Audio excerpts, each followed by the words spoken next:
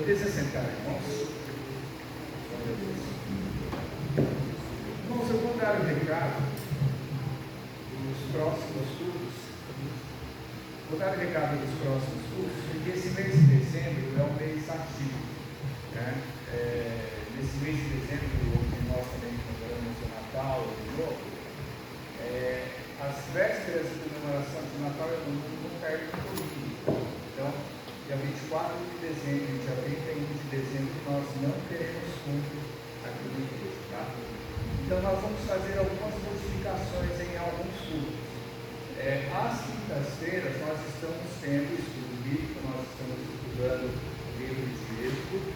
Então, agora, nessa próxima quinta, que é no dia 7 e no dia 14, na próxima quinta, nós estaremos encerrando também o nosso estudo bíblico. Esse ano a gente dá uma paradinha para ficar até o final do ano sem o estudo bíblico. E nos dois cultos que antecedem as vésperas de Natal e de Ano Novo, como de costume, nós vamos fazer culto de ação de graças. Tá? Esse ano com uma conotação um pouquinho diferente, eu vou estar explicando para os irmãos conforme vamos avançando no mês de dezembro. Mas esse culto de ação de graças, ele vai ser feito por vocês. De que maneira nós fazemos uma ação de graças ao Senhor? Um culto de agradecimento nosso pessoal. Existem algumas maneiras em que nós fazemos esse agradecimento, seja dando um testemunho, seja fazendo uma oração, seja cantando um louvor, né? Conforme vai passando, conforme vamos avançando até chegar nesses dois últimos cultos, né, dia 21, vai ser uma quinta-feira que antecede o Natal, e dia 28, uma quinta que antecede o Ano Novo, nós vamos fazer dois cultos de ação de graças, onde todos vocês vão poder chegar e estar expressando a sua gratidão a Deus, seja em forma de louvor, seja em forma de oração, seja em forma de alguma mensagem, seja em forma de um testemunho de algo que Deus fez na sua vida. Então já vão preparando no seu coração. conforme vai passando essas próximas semanas, nós vamos estar conversando sobre isso daí mais especificamente. Amém? Agora é hora de nós dizimarmos, ofertarmos na casa do Senhor. Eu quero chamar os irmãos que vão cantar o hino.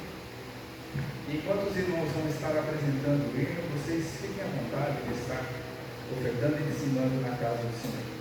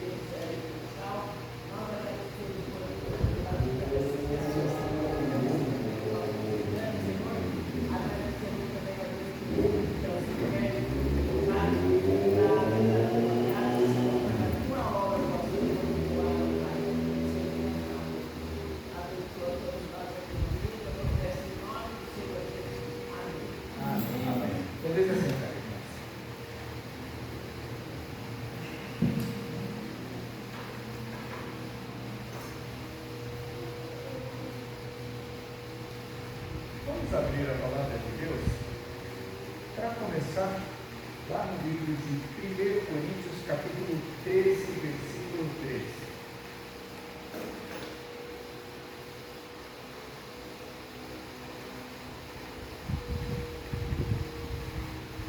Vamos abrindo ali, 1 Coríntios 13. Depois você procura, deixa já marcado na sua Bíblia, Romanos capítulo 5, versículo 1. Tá? Versículo de Coríntios 13 vai ser uma introdução da mensagem de hoje e daquilo que nós vamos falar na próxima semana também.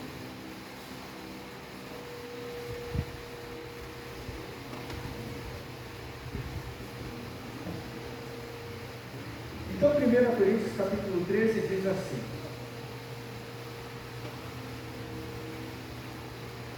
agora, pois, permanecem a fé, a esperança e o amor, esses três, porém o maior destes é o amor. Fechamos nossos olhos e vamos fazer uma oração. Senhor, obrigado por todas as coisas, por mais esse dia, ó Pai, que o Senhor nos concede, por estarmos em tua casa aqui esta noite, ó Pai, onde nós comparecemos, Senhor, para te louvar, adorar e exaltar o teu santo e maravilhoso nome sobre nossas vidas.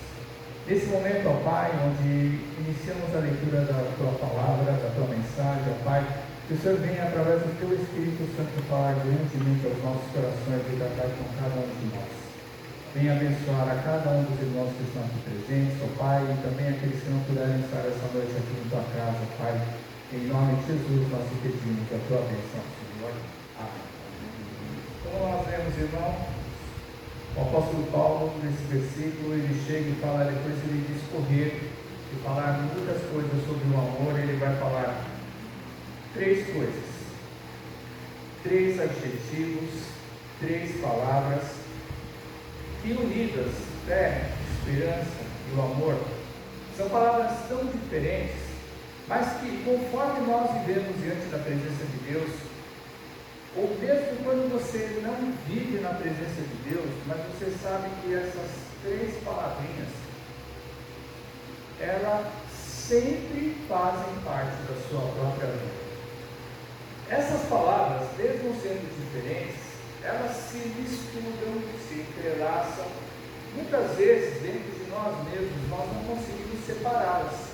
por mais que a gente queira, por mais que a gente tente. Porque, apesar da diferença que uma palavra tem, nós sabemos o significado de fé, sabemos o significado de esperança, sabemos o significado de amor. Só que essas três palavras, elas, juntamente, elas sustentam o mundo onde nós vivemos.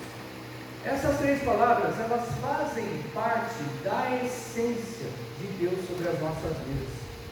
Você pode reparar, Pai, Filho, Espírito Santo, apesar de serem três entidades completamente diferentes, em essência, eles fazem parte da mesma entidade, ou seja, nós adoramos uma trindade. E as pessoas lá fora no mundo, elas não conseguem entender, porque o nosso Deus é um Deus trino. Muitas vezes, nós como crentes, nós não conseguimos chegar e entender por que três fazem parte de um só, se três eles são completamente diferentes. Quando nós começamos a pensar em fé, esperança e amor, a gente vai enxergar essas três qualidades dentro do Pai, do Filho e do Espírito Santo. Só que se você começar a chegar e pensar exatamente o significado, na forma, na essência de cada um, a primeira coisa que nós vamos falar, que Deus é amor. Ele é fé e esperança também, mas Deus, acima de todas as coisas, é amor. Jesus é amor. Mas quando nós olhamos para Jesus dentro dessas três esperanças, dentro dessas três essências, qualidades, a gente vai ver que Jesus é fé pura. Porque se nós tivermos fé em Cristo Jesus, nós temos todas as coisas que nós precisamos para a nossa vida, acima de tudo a eternidade. O que Jesus ele fala? Quem crê em mim, ainda que morra, viverá. Isso é fé. Jesus é amor também, mas ele veio para executar a obra do Pai. E quando nós falamos de Espírito Santo, ele é fé e ele é amor. Mas quando você olha para uma qualidade que o Espírito Santo ele tem, que faz parte da pessoa dele, ele é a esperança. Porque é por causa do Espírito que habita no nosso coração, na nossa vida, por causa desse mesmo Espírito, é que nós mantemos a fé viva em Cristo Jesus. O nosso amor, ele nunca se apaga pelo nosso Pai. Na realidade, ele não deveria se apagar nunca, né? O amor da gente, o amor que Deus ele colocou no coração de cada um de nós, o amor que Deus ele derramou para as nossas vidas, é uma coisa que nunca deveria se apagar, mas nós nos esquecemos muitas vezes. E aí tem um Espírito que não deixa apagar esta chama de esperança nas nossas vidas. Porque o Espírito mesmo, ele chega e fica dia após dia, momento após momento das nossas vidas, e muitas vezes nós nos esquecemos, ele fica nos alertando e nos avisando que Cristo Jesus está voltando. Ele fica falando dentro do nosso coração e da nossa vida, que nós temos cuidado, temos que ter cuidado nas coisas que nós fazemos, porque Jesus ele está às portas, e ele não quer que ninguém se perca. Jesus ele não quer que ninguém se afaste daquela porta, daquele caminho que ele deixou aberto para cada um de nós. A porta da salvação ela nunca foi fechada, ela nunca esteve fechada, ela sempre esteve aberta. Só que a porta da salvação ela é estreita. A porta que vai levar para o caminho eterno, ele é estreito. Jesus mesmo ele falou: larga é a porta que vai te levar para a perdição, estreita é a porta que vai nos levar para a vida eterna. Por que será, irmãos? Temos uma péssima mania de nós associarmos a vida que nós temos aqui com a vida que Deus ele tem preparado lá no céu. Achamos que dinheiro, que riqueza, achamos que conforto, comodidade, achamos que segurança que eu digo, a segurança que nós sentimos na nossa vida, no nosso dia a dia, com relação à agressão, à violência, segurança com relação a você ter a sua parte financeira, para você pagar as suas contas todos os meses. Pensamos que essa segurança é aquela que vai nos conduzir na vida eterna e que nós vamos ter isso lá. Não. A segurança que nós temos na vida eterna é de que nunca mais nós vamos chorar de dor. Que dor, irmãos? Não é a dor da enfermidade, não é a dor de você não ter uma pessoa amada do seu lado mais. A dor é a dor que nós estaríamos condenados se não fosse Cristo Jesus nas nossas vidas. E foi quando exatamente Adão ele chegou e pereceu. E caiu, e nós caímos juntos, e fizemos e deixamos que o mal ele entrasse na vida da gente, e nós, por causa desse mal, não conseguimos nos aproximar de Deus, se não for pela fé em Cristo Jesus. Então nós vamos chegar e vamos trabalhar nesses próximos domingos acerca da Trindade, acerca do Pai, do Filho e do Espírito Santo, especificamente com cada uma dessas qualidades. Deus ele é amor, ele é fé e esperança também, mas Deus ele é amor. E nós vamos entender um pouquinho o significado desse amor de Deus sobre as nossas vidas. Abram comigo lá no livro de Romanos, capítulo 5.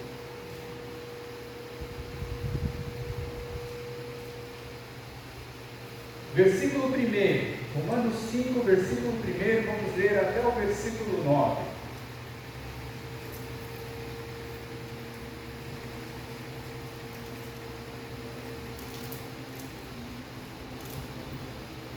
Diz a palavra de Deus, apóstolo Paulo falando, versículo 1: Justificados, pois, mediante a fé, temos paz com Deus por meio de nosso Senhor Jesus Cristo, por intermédio de quem obtivemos igualmente acesso pela fé a esta graça, na qual estamos firmes e gloriamo-nos na esperança da glória de Deus. Olha só como Paulo ele vai definindo as características especiais de cada um. O amor de Deus, a fé em Cristo Jesus, a esperança no Espírito de Deus. E versículo 3 ele vai dizer assim: e não somente isso, mas também nos gloriamos nas próprias tribulações, sabendo que a tribulação produz perseverança, e a perseverança, experiência, esperança. Ora, esperança não confunde, porque o amor de Deus é derramado em nosso coração pelo Espírito Santo, que nos foi outorgado. Porque Cristo, quando nós ainda éramos fracos, morreu a seu tempo pelos ímpios. Dificilmente alguém morreria por um justo, pois poderá ser que pelo bom alguém se anime a morrer. Mas Deus prova o seu próprio amor para conosco pelo fato de ter Cristo morrido por nós, sendo nós ainda pecadores. Logo, muito mais agora, sendo justificados pelo seu sangue, seremos por ele salvos da sua ira. Quando a gente começa a pensar em Deus, quando a gente começa a pensar no nosso Senhor, que é o Criador, a primeira coisa que vai fazer, quando conhecemos um pouco a palavra de Deus, a gente vai arremeter o nosso pensamento, olhando para Deus, o Criador. Provavelmente você vai pensar assim comigo: qual é o primeiro grande ato da criação de Deus? Não tem como você fugir de Gênesis capítulo 1. Quando você chega e você vai ler os primeiros versículos, a terra era sem forma e vazia, o Espírito de Deus pairava sobre as águas, e Deus, usando a palavra, usando o seu Filho, ele diz: haja luz. E aí foi acontecendo, Deus ele foi aos poucos, na medida que vai acontecendo o ato da criação de Deus, coloca firmamento, coloca céu, terra, separa as águas, luz, dia e noite, vai colocando todas as coisas em ordem. E aí muitas vezes nós olhamos para o céu estrelado à noite, olhamos para o sol que racha, brilhando, queimando a gente no dia, a brisa que vem à noite, e a gente olha assim, que maravilha, quando nós podemos contemplar todas estas coisas que são perfeitas. O homem, ele não consegue mudar a forma que a natureza ela foi criada. É óbvio que essa natureza onde nós vivemos, a humanidade ela tem dia após dia destruído, mas quando você olha para o céu, você vê tudo perfeito. A cada dia, a cada momento o sol ele brilha, a cada momento a lua ela chega, a cada momento a terra ela gira, a cada momento o universo ele vai rodeando, e as pessoas que estudam, elas sempre vêm colocando medo na gente.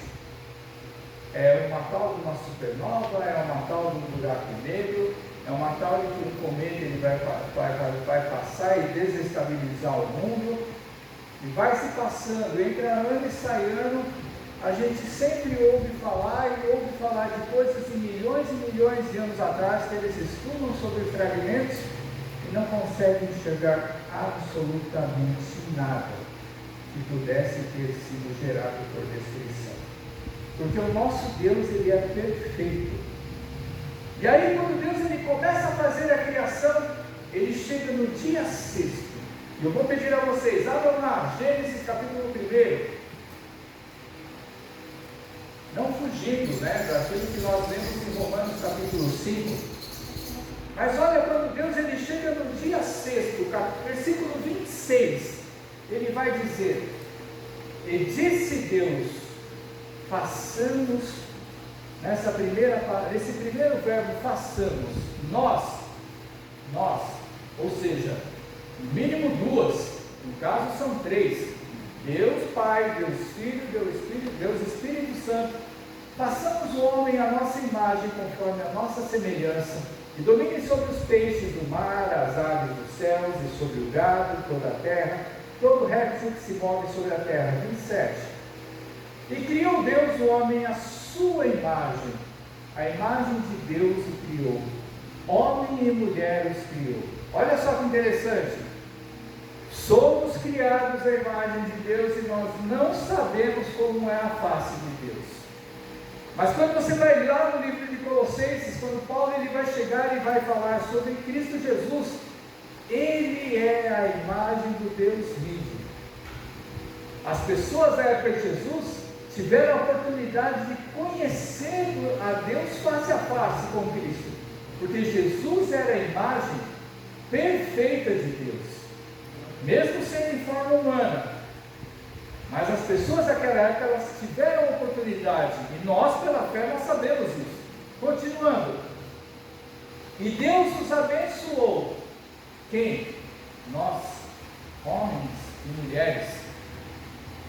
E disse: frutificai e multiplicai, enchei a terra e sujeitai-a, dominai sobre peixes, aves, todo animal que se move sobre a terra. 29.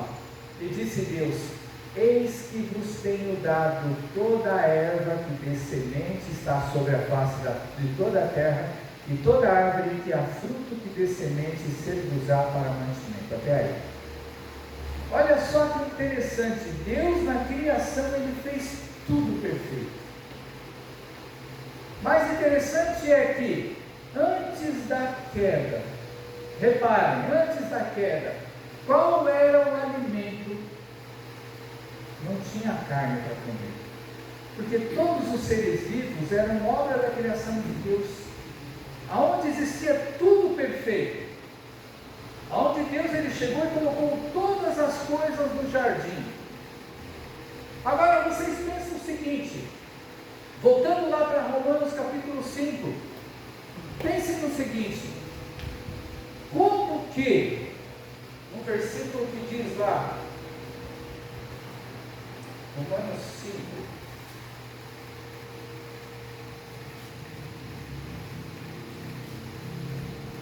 Versículo 8: Deus prova seu próprio amor para conosco pelo fato de Cristo ter morrido por nós, sendo nós ainda pecadores.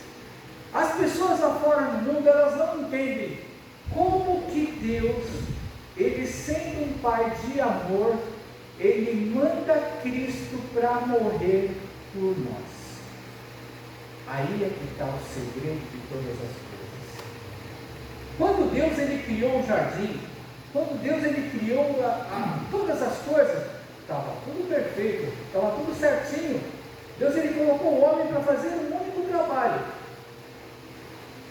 O homem, até estava escrito que Deus Ele iria lavrar e arar a terra, mas de uma maneira diferente, porque depois que caímos em pecado, e quem já trabalhou na área rural sabe que o serviço é pesado, e esse serviço que é pesado, irmãos, é fruto, consequência do pecado. Porque Deus, quando Ele criou o homem, Ele criou para governar, mas governar não é mandar. Temos uma péssima percepção de achar que quando estamos por cima, nós estamos ali para mandar. A gente não está para mandar em absolutamente nada nessa vida. O encargo que Deus Ele deu para a gente é cuidar. Quando nós cuidamos, nós governamos direito.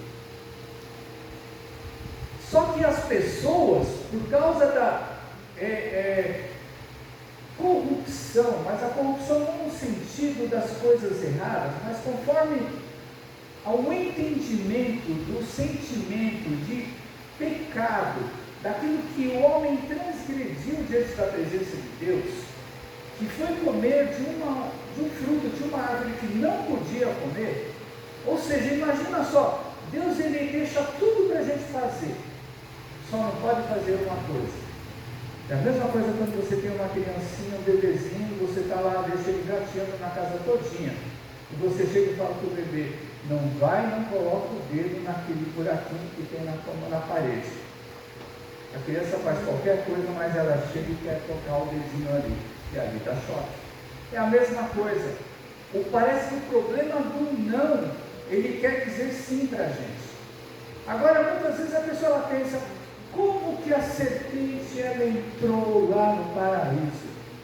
Como que o inimigo, como que Satanás ele chegou e convenceu alguém que foi criado como obra perfeita de Deus?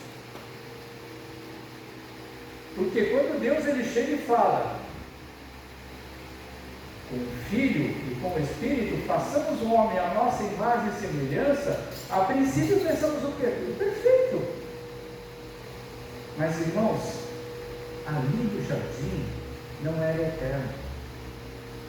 Deus ele criou o homem, fez toda a criação, e o homem, quando ele foi colocado por último no jardim, ele foi colocado ali para o louvor da glória de Deus. O ser humano, o Adão, a Eva, quando eles foram colocados lá, a gente vai ler lá um versículo, depois da queda lá, dizendo que toda a viração do dia, Deus ele chegava e ia, no final do dia, conversar com a sua criação, o homem. Você reparou que quando as coisas eram certas, o que acontecia? Deus ia conversar com o homem. Agora que está tudo errado, o que tem que acontecer? Nós temos que buscar a Deus. Se a gente não buscar a Deus, o que acontece? Deus ele não vai ouvir. Deus ele já prepara todas as coisas para a palavra, para Cristo ele chegar nas nossas vidas, e ele faz um convite, e a partir do momento que nós aceitamos esse convite, nós temos que buscar a Deus. Percebe que quando o pecado, a queda ela entrou, a gente chegou e modificou todas as coisas na vida da gente. O certo passou a ser errado, e por causa do pecado nós achamos que o errado é certo. E quando Deus ele chegou, que as pessoas elas pensam, mas não era tudo perfeito, então Deus não era perfeito na sua criação. Aí é que está o segredo de toda a história. Abram lá novamente, Gênesis capítulo 3, versículo 15. Vocês já devem ter ouvido falar sobre esse versículo que fala sobre o próprio Evangelho. A primeira vez onde é anunciado Cristo Jesus.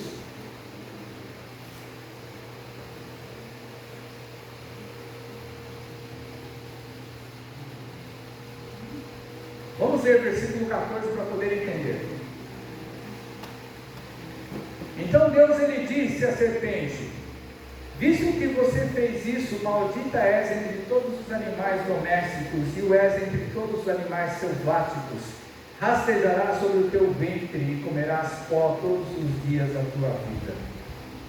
Porém, inimizade entre ti e a mulher, entre a tua descendência e o seu descendente. Esse te ferirá a cabeça e tu lhe ferirás o calcanhar. É a primeira vez onde é citado e falado sobre Cristo Jesus. Mas aonde está dizendo que vai falar sobre Jesus Cristo? Versículo 15 ele vai falar que Deus ele põe inimizade entre a serpente e a mulher. Por que inimizade? Quem foi que se achegou na mulher para fazer toda a aproximação? Ou seja, a serpente quando ela chegou e ofereceu aquele fruto para a mulher e começou a conversar, o que aconteceu? Fez uma amizade com aquela mulher.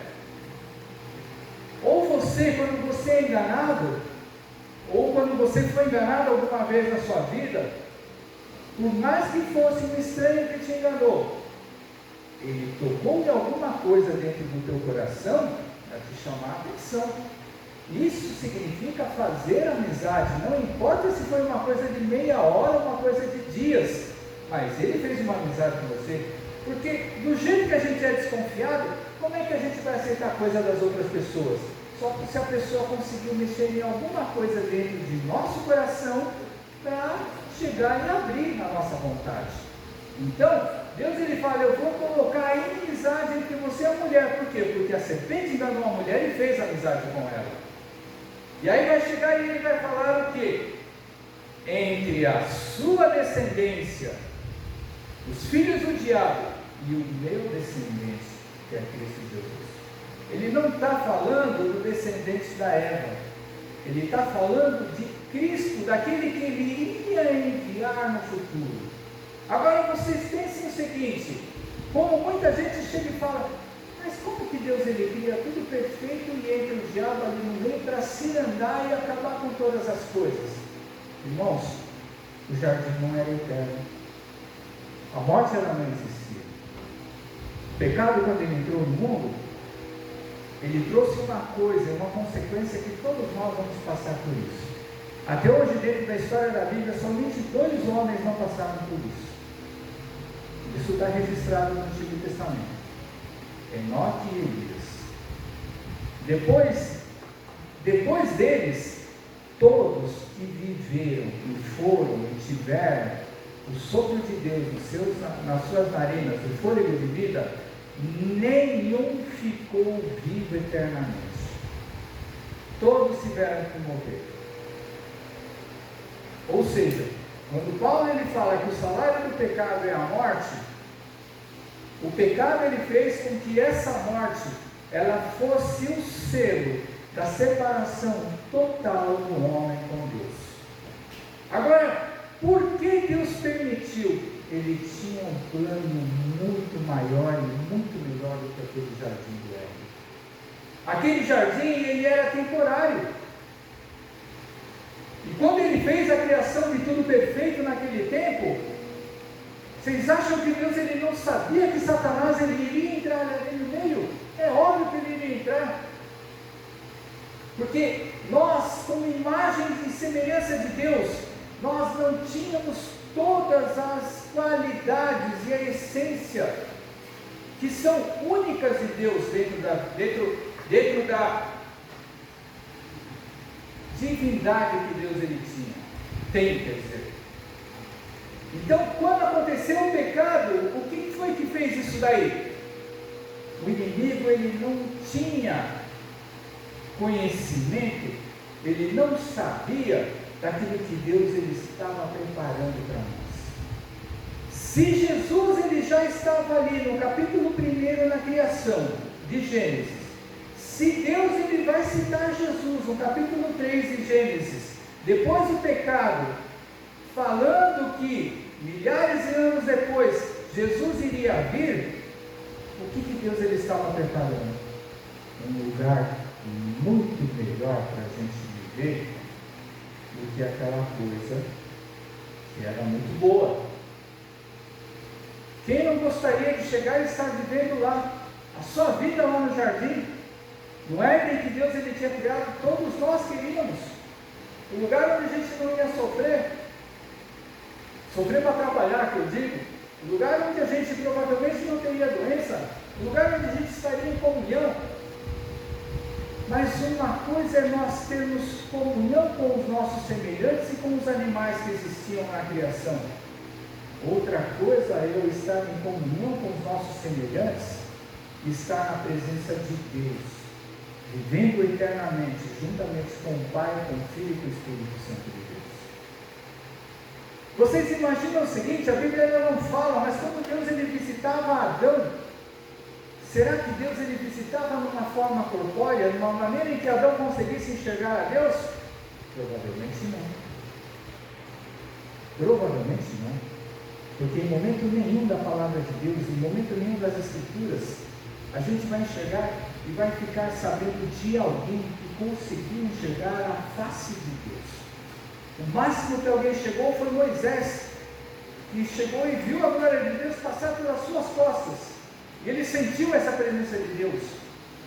Outro que não morreu, que foi Elias, quando ele foi falar com Deus, ele ouviu Deus no vento. Ele sentiu a presença de Deus, mas ele não conseguiu enxergar a face de Deus. Então olha só o que Deus, por causa de todas essas coisas, ou seja, Deus ele é amor, irmãos. Desde o primeiro momento em que o homem foi criado, até agora que nós estamos vivos, Deus, a coisa que Deus ele mais ama, depois da sua justiça, da sua fidelidade, da sua santidade, a coisa que Deus ele mais ama é a gente. E as pessoas, até mesmo os crentes, não têm essa noção. Não porque a gente chega e fica pecando toda hora, é porque a gente percebe que tem pessoas que muitas vezes não dão valor a esse Deus. Então quando nós falamos, e a Bíblia diz que Deus é amor, irmãos, a gente não tem noção do quanto Deus ele ama essa criação que somos nós, do quanto Deus ele ama o homem e a mulher. Porque para ele chegar e falar, vai lá filho, sofre, morre, seja humilhado, seja pregado naquela cruz, e a morte dolorida, porque Cristo não morreu em 2 minutos, irmãos. Ele demorou horas para morrer. E além de ele ter demorado horas para morrer, antes de ele chegar e ser pregado naquela cruz, ele sofreu coisas que se nós fôssemos sofrer 1% na vida da gente, a gente não teria aguentado. Qual é o Deus que chega e fala, filho, vai lá? Qual é o pai que chega e manda qualquer coisa para o seu filho vai e faz?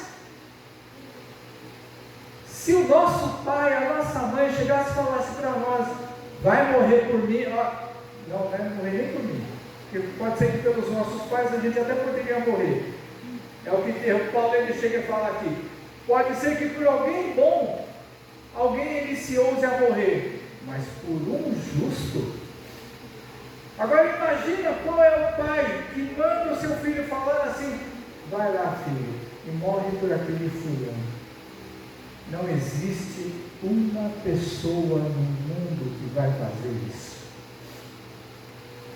Daí nós vamos enxergar, sim, o amor de Cristo por fazer isso.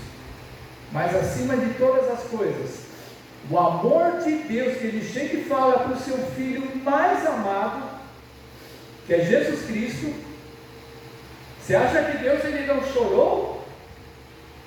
De uma forma figurada, sim. Deus ele não chora na sua essência, mas de uma forma figurada nós podemos imaginar.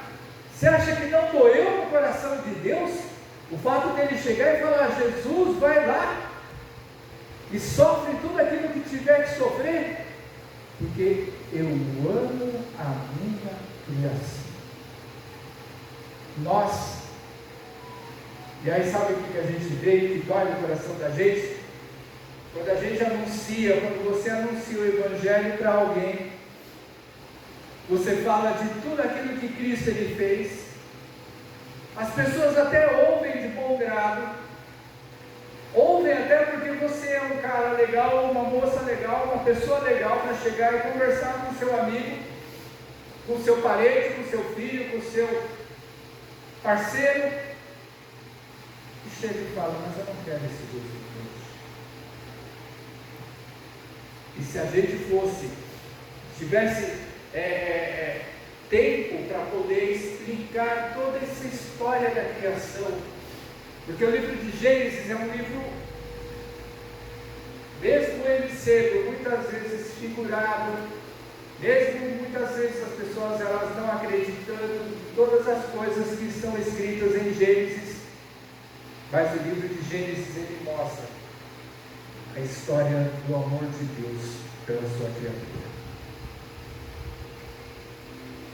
O amor de Deus pelas nossas vidas. E aí, quando a gente lê esse versículo 8 de Romanos, a gente começa a entender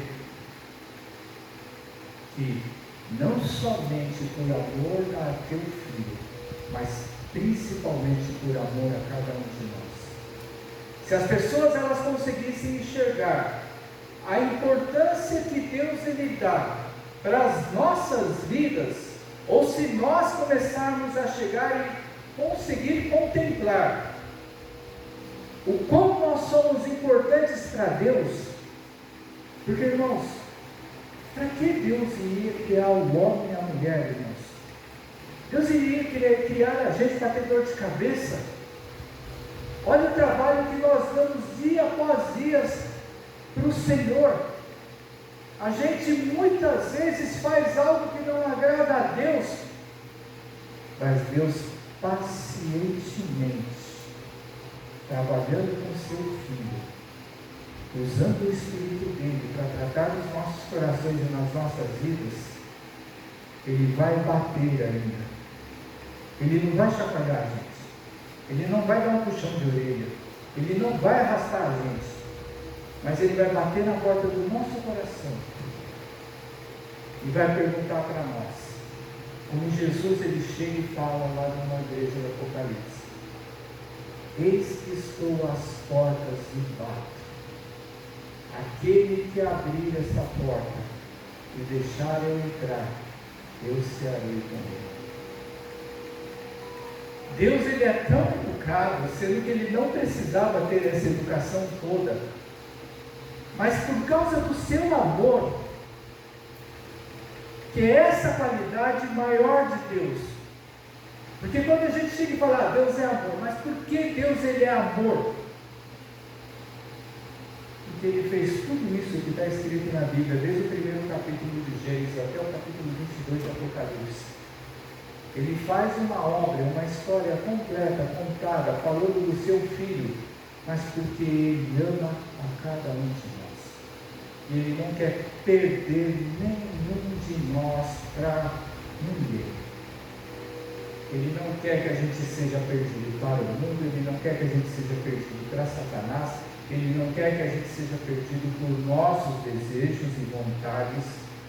Não pensem só que o diabo, o mundo, ele nos arranca. As nossas próprias paixões, as nossas próprias vontades é que nos fazem muitas vezes afastar de Deus.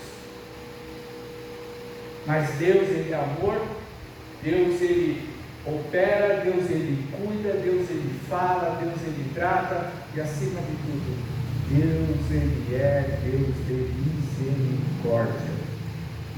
Se não fosse pela misericórdia do Senhor, Irmãos, nenhum de nós estaria aqui hoje à noite. Nenhum de nós estaria na presença de Deus.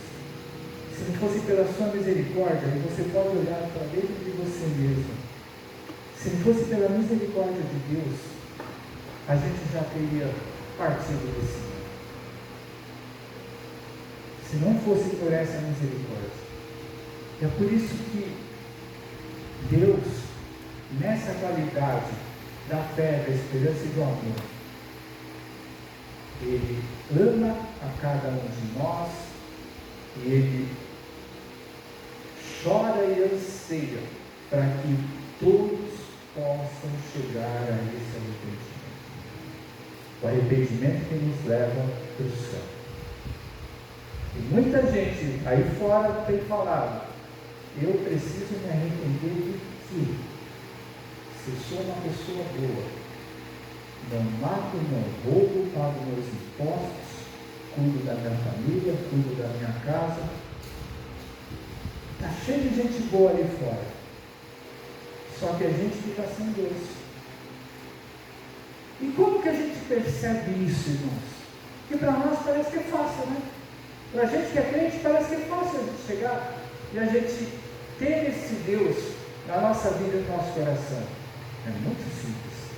Olha para o seu eu antes. Olha para o seu eu agora. Eu acho que você é que nem eu. Eu dou graças a Deus, porque um dia o Senhor Ele me encontrou.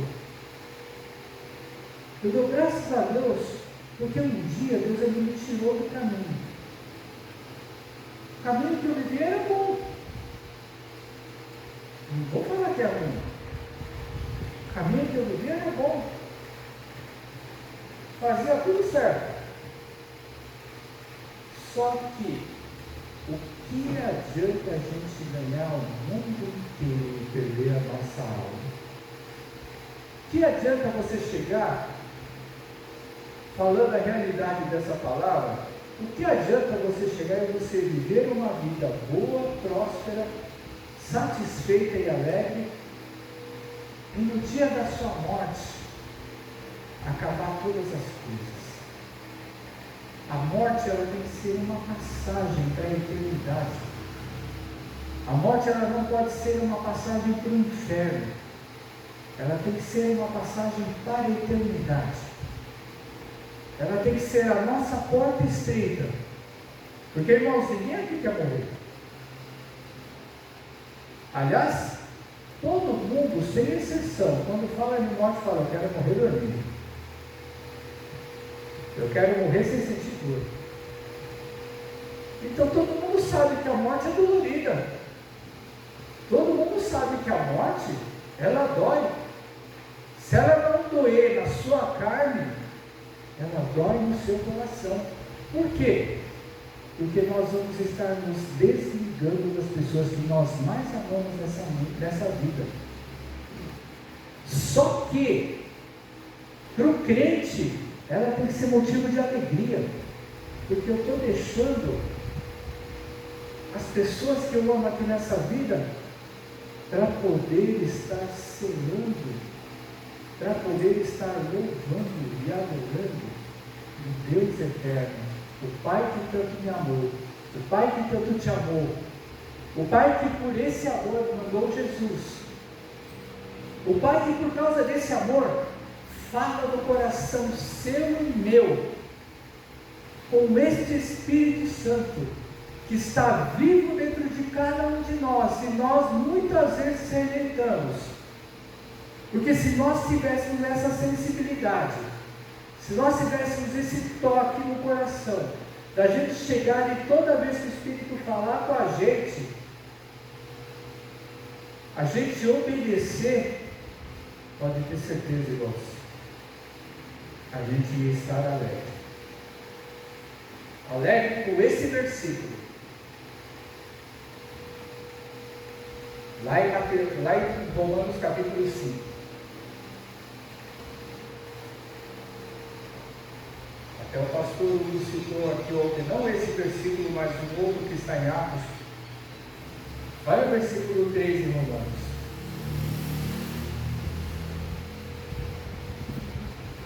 Vamos ler o 2, Por intermédio de quem obtivemos acesso pela fé, intermédio de Cristo Jesus, tivemos acesso a essa graça na qual estamos firmes e gloriamos na esperança da glória de Deus, e não somente isso, ou seja, não é somente nessa esperança de Cristo Jesus, mas também nos gloriamos nas próprias tribulações, sabendo que a tribulação produz perseverança.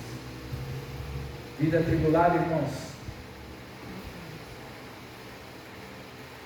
é vida que a gente chega e tem que se firmar cada vez nas mãos de Deus. Se temos uma vida tribulada, que a gente tenha de glória e graças a Deus por podermos padecer por um nome que sofreu por nós e nos amou, Cristo Jesus. Nós temos tribulações? Temos.